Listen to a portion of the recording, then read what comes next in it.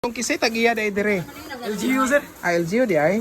Unya ang kuan diri ang mga bayad diri, mga madawat diri ato ra sa asaman sa munisipyo Midilin. Oh. Remit na siya every weekly ang remit. Unsay pangan sa kuan diri dong barangay? Gibit nil. Ha? Gibit nil. Gibit ngil? Daghang nagpuyo diri. 1,000 ka household man siguro kapin sir. 1,000 ka household. Okay. Dugay na ni ang nganong fantastic man. Sa pa mo din sir sa color ba? Mao na gi-design, murag sir fantastic tungod sa iyang color nga lahi-lahi.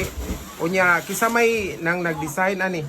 Itong first na mga mayor sir discover din. Mayor sa kanang Midilin. Si Eric sa namatay ba?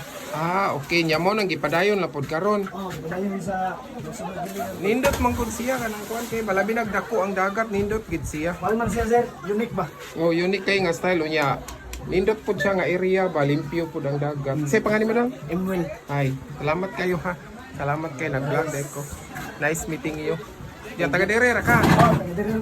Okay, salamat kay sa imong kuan kamuray mga unsa mo dire mga taga Staff ni sir. sa kuan unya sa Munisipyo mo yan. munisipyo ra gyapon mo. Okay, salamat kayo ha. Salamat po guys sa inyo. First time na mo dire nakabisita pero na-enjoy ra pud mi nalingaw first time na ako. Salamat na og dako madagat sir. Dagi no? Paman diri sir kanang nindot gid ani an Abril. April. Oh. Kay maoy dako nga dagat. Oh. Okay, pero nindot man gyapon pag na mo nya hantod karon nindot gyapon siya nindot eh.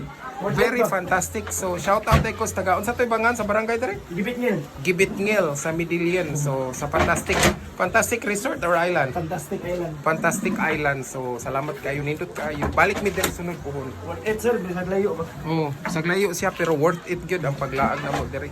Limpyo, very adventure o taga Lapu-Lapu. May salamat ha. Salamat kayo sa imong kaayo.